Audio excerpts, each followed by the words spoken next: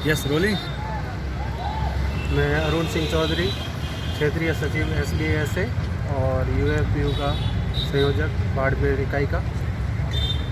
बाड़मेर में पूरे भारत भर में बैंकों को 2 दिन के लिए बंद करने की नौबत क्यों आनी पड़ी? ये अभी मौजूदा जो संसद का शीतकालीन सत्र है, इसमें सरकार बैंकिंग सुधार अधिनियम के तहत एक बैंकिंग लॉ अमेंडमेंट बिल ला रही है, जिसके द्वारा बैंकों में निजीकरण की राह प्रशस्त करना चाहती है।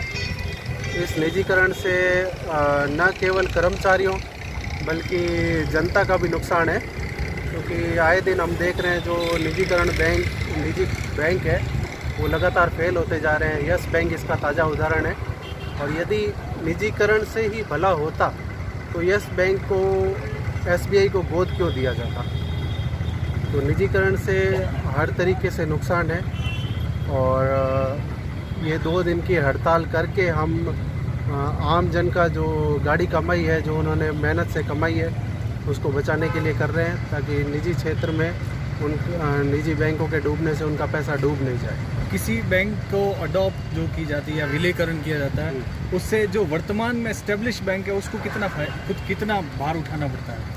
देखो, जो बैंक किसी को दी जाती है, जैसे यस बैंक थी, यस बैंक डूबने के दौरान ही SBI को दी गई, तो उससे फ़ायदा नहीं होता बल्कि उल्टा नुकसान होता है। पर जब ये निजीकृत बैंक डूबते हैं तो उसके साथ जनता का पैसा डूबता है। इस दौरान अगर जनता का पैसा बचाने के लिए ये दूसरे सरकारी बैंकों को वापस दिया जाता है। ये बताइए, तो प्राइवेट निजी बैंक भी इसमें हड़ताल में शामिल है, ऐसा क्यों? निजी बैंक इसमें शामिल नहीं है सर। इसमें 12 राष्ट्रीयकृत बैंक है और उन 12 बैंकों में जो 9 यूनियंस है बैंकों की, वो शामिल है।